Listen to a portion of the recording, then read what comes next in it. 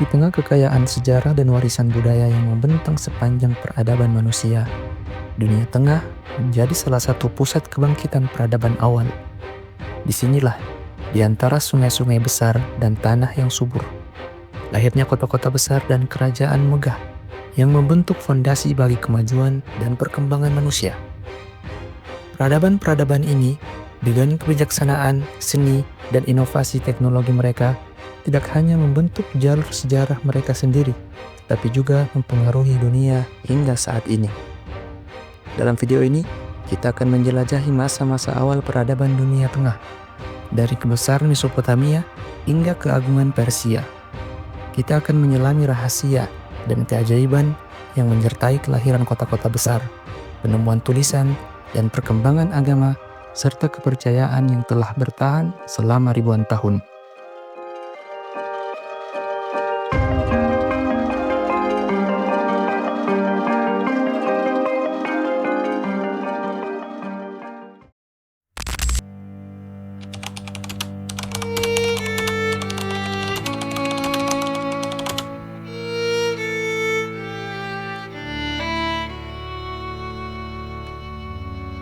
Peradaban-peradaban awal biasanya muncul di sepanjang tepi sungai besar berarus lambat yang seringkali takluk pada banjir tahunan, seperti lembah Huanghe di Cina, lembah sungai Indus di India, lembah sungai Nil di Afrika, di mana tempat-tempat ini sekitar 6.000 tahun yang lalu atau lebih dijadikan tempat tinggal oleh para pemburu yang sebelumnya nomaden. Mereka membangun desa-desa dan menjadi petani. Mungkin contoh terbaik awal kebudayaan manusia yang paling dinamis adalah wilayah sawit subur antara Tigris dan Eufrat, yang dikenal sebagai Mesopotamia, yang arti sesungguhnya adalah di antara sungai-sungai. Ketika kita berbicara tentang bulan sawit subur sebagai tempat lahir peradaban, maka kita sedang berbicara tentang Irak, dan disinilah semuanya dimulai.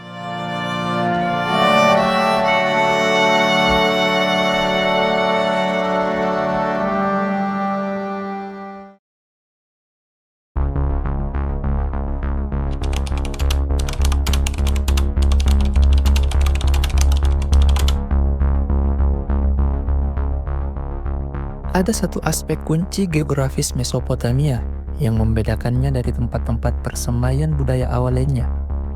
Dua sungai yang mengalir melalui hamparan datar yang dapat dihuni dan didekati dari segala arah.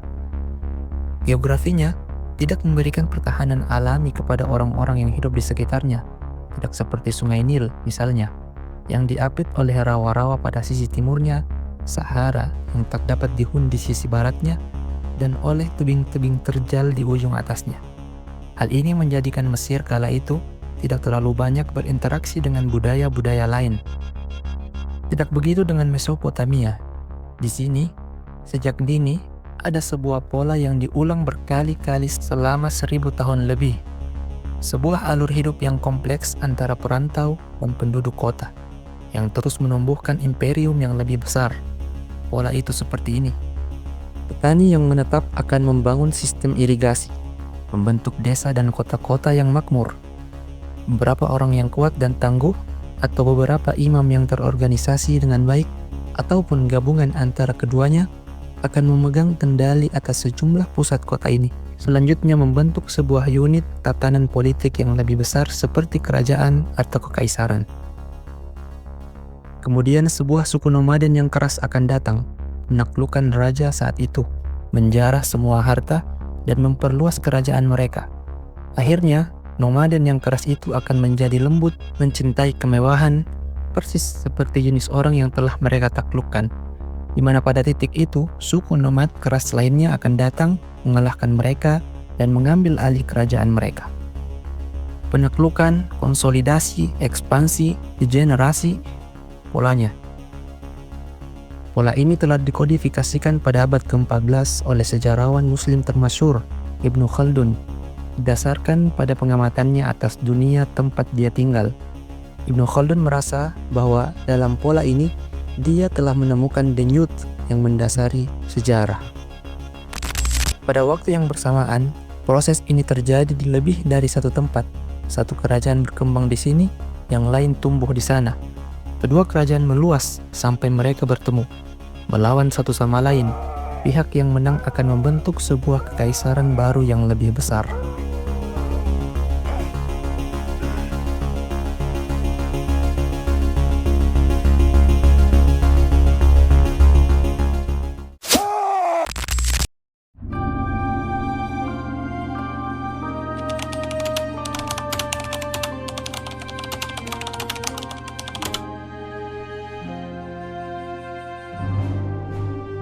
Sekitar 5.500 tahun yang lalu, belasan kota di sepanjang sungai Efrat menyatu ke dalam jaringan tunggal yang disebut Sumeria. Disinilah ditemukan aksara, roda, gerobak, roda terdekat, dan sistem bilangan awal. Lalu, Akkadian, orang-orang yang lebih kasar dari wilayah hulu, menaklukkan Sumeria. Pemimpin Akkadian saat itu, Sargon, adalah penakluk pertama yang disebut namanya dalam sejarah.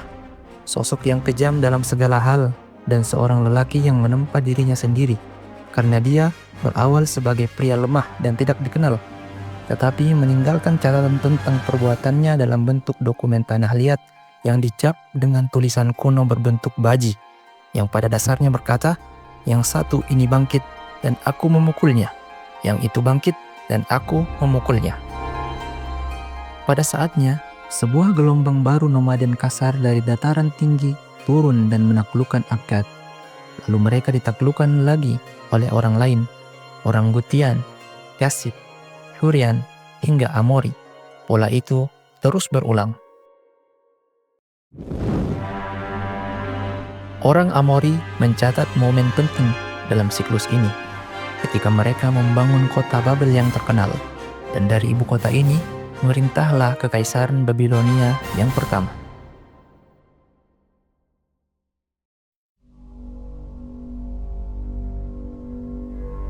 Babel memberi jalan bagi orang Asyur yang memerintah kota yang lebih besar dan megah di Niniwe.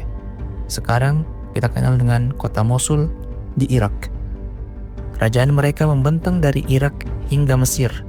Bisa dibayangkan betapa luasnya kawasan itu ketika cara tercepat untuk pergi dari satu tempat ke tempat lain hanya dengan berkuda. Orang-orang Asyur mendapat reputasi buruk dalam sejarah. Sulit untuk mengatakan apakah mereka benar-benar lebih buruk daripada yang lain pada zaman itu. Mereka mencabut seluruh populasi dan memindahkan mereka ke tempat yang lain.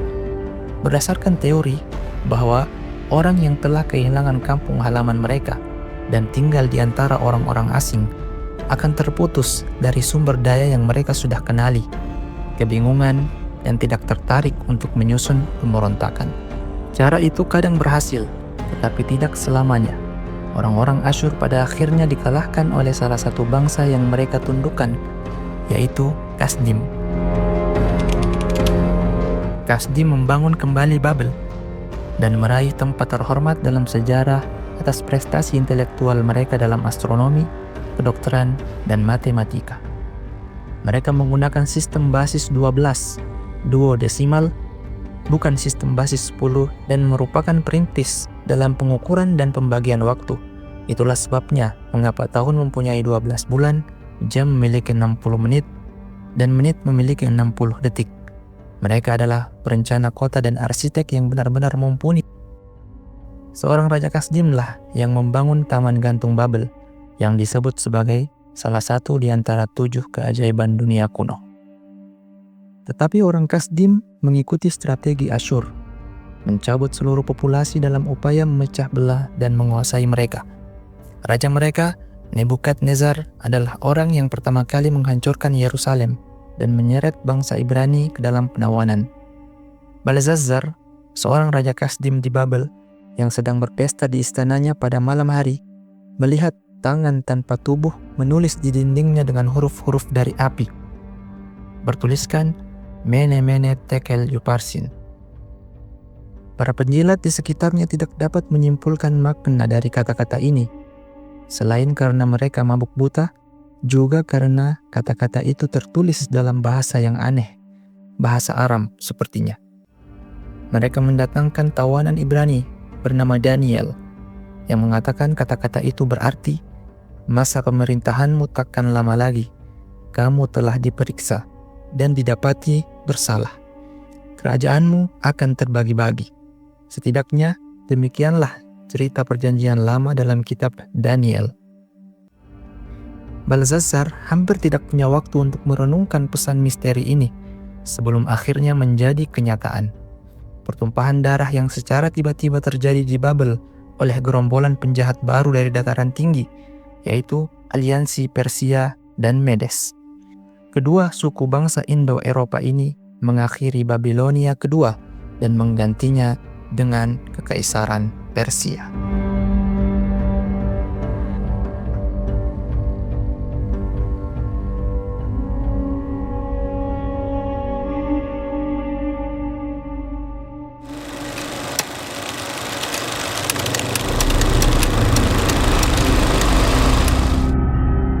Pada titik ini, pola berulang kerajaan di jantung dunia tengah berakhir atau setidaknya jeda untuk beberapa lama.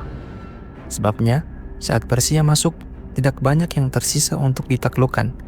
Kedua tempat lahirnya peradaban, yaitu Mesir dan Mesopotamia, akhirnya menjadi bagian dari wilayah mereka. Kekuasaan mereka membentang ke barat hingga Asia Kecil, ke selatan hingga Sungai Nil, dan ke timur melalui dataran tinggi Iran dan Afghanistan hingga Sungai Indus. Orang Persia yang wangi dan halus itu mungkin melihat tidak ada gunanya melakukan penaklukan lebih lanjut. Di selatan Indus terbentang hutan lebat, dan sebelah utara Afghanistan menghampar stepa ganas yang digaruk angin kencang dan dikembara oleh nomad yang bertahan hidup bersama ternak dan kawanan mereka. Siapa pula yang ingin berurusan mengatur mereka? Oleh karena itu, bangsa Persia mencukupkan diri dengan membangun serangkaian benteng untuk bertahan dari kaum barbar, hingga masyarakat biasa dapat mengembangkan seni di dalamnya. Pada saat Persia mengambil alih dunia tengah, sekitar 550 sebelum Masehi, banyak konsolidasi yang dilakukan. Di setiap daerah, penakluk sebelumnya telah menarik berbagai suku lokal dan kota-kota ke dalam sistem tunggal yang diperintah oleh seorang raja dari pusat ibu kota. Namun, Kekaisaran Persia menonjol karena beberapa alasan. Pertama, Persia adalah lawan Asyur. Mereka mengembangkan ide yang benar-benar berlawanan, yaitu tentang bagaimana memerintah sebuah kawasan yang luas. Alih-alih menghilangkan identitas suatu bangsa dengan meletakkannya berbaur dengan bangsa lain, Kekaisaran Persia justru mengembalikannya ke kampung halaman.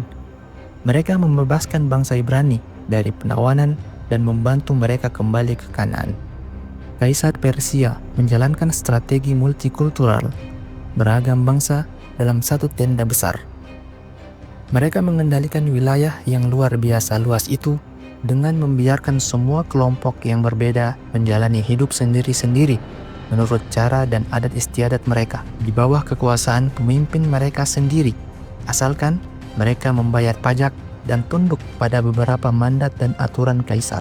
Kaum Muslim belakangan mengambil gagasan ini dan terus bertahan selama masa Utsmani.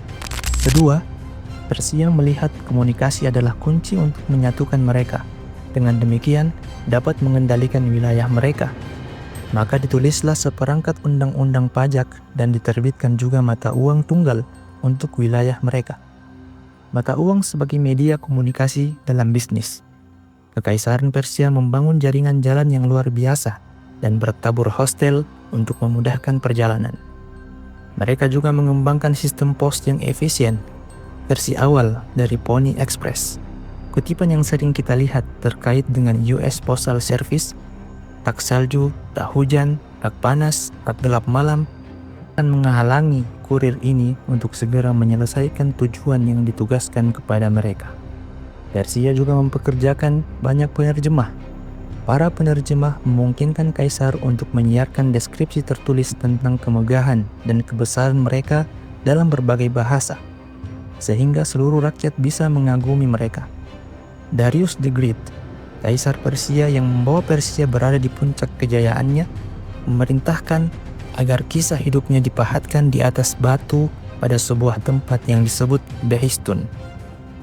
Dia menyuruhnya untuk ditulis dalam 3 bahasa, Persia kuno, Elam, dan Babilonia.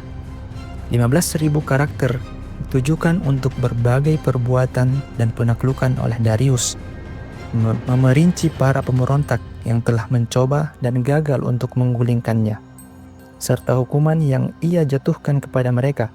Pada dasarnya semua itu hanya untuk menyampaikan bahwa Anda sebaiknya tidak main-main dengan kaisar ini. Dia akan memotong hidung Anda, atau yang lebih parah dari itu. Namun kenyataannya, warga kerajaan mendapati kekuasaan Persia sejatinya tidaklah bengis seperti yang tertulis. Bagian dari prasasti Behistun Darius yang ditulis dalam Persia kuno dapat dibaca dari bahasa Persia modern, sehingga setelah ditemukan kembali pada abad ke-19, para sarjana dapat menggunakannya untuk membuka kunci 2 bahasa lain, dan dengan demikian mendapatkan akses ke perpustakaan cuneiform Mesopotamia kuno. Perpustakaan yang begitu luas memungkinkan kita untuk tahu lebih banyak tentang kehidupan sehari-hari daerah ini 3.000 tahun yang lalu daripada yang kita ketahui tentang kehidupan sehari-hari di Eropa Barat 1.200 tahun silam.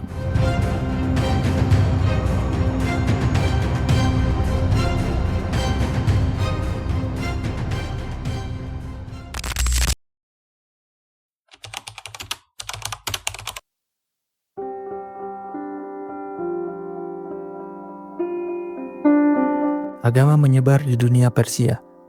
Bukan ide Hindu tentang sejuta dewa. Bukan pula sesuatu seperti dewa-dewa Mesir berupa makhluk-makhluk ajaib dengan wujud setengah manusia dan setengah binatang. Juga bukan seperti paganisme Yunani yang melihat setiap hal kecil di alam memiliki dewanya sendiri.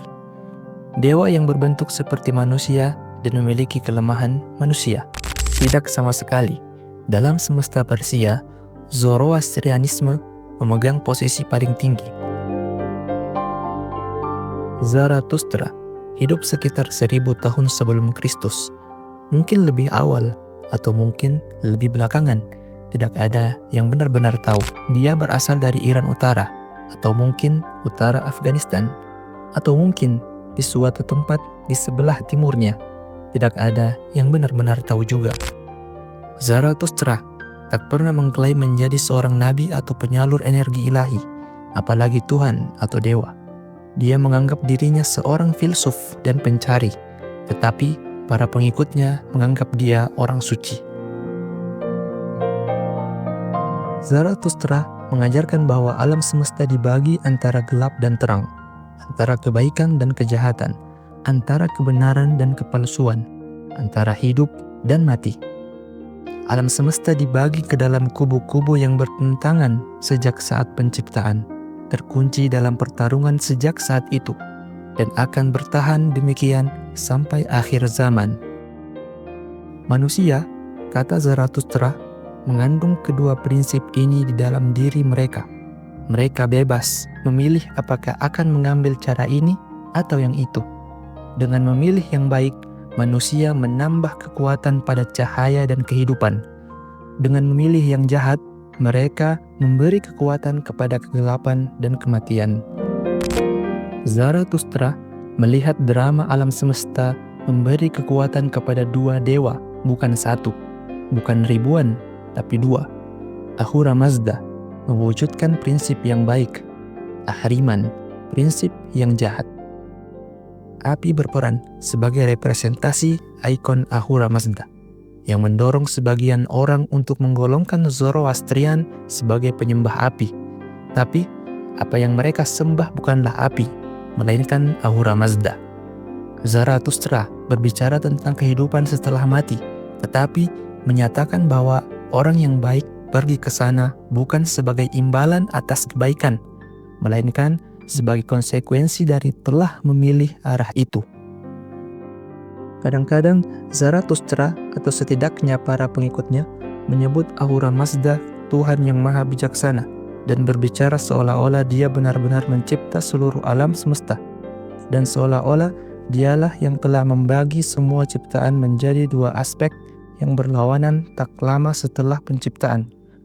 Dengan demikian, Seakan dualisme Zarathustra bergeser perlahan menuju monoteisme, namun tidak pernah sampai ke sana. Pada akhirnya, menurut Zoroastrianisme Persia kuno, dua dewa dengan kekuatan yang sama menghuni alam semesta, dan manusia adalah tali dalam tarik tambang di antara mereka.